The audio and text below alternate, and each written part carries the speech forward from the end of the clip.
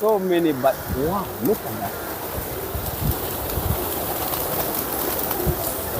Mark video no?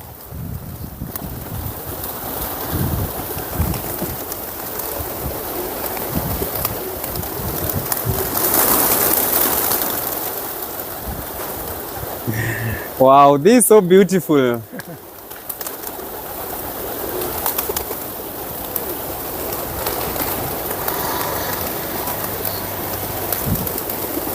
You've seen the difference from morning to now. Come and eat. Wow, this is so wonderful.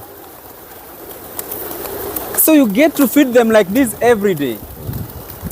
Every day they have to eat, and none goes without eating. Why do you think they come back at this particular moment? Lunchtime they come. Huh?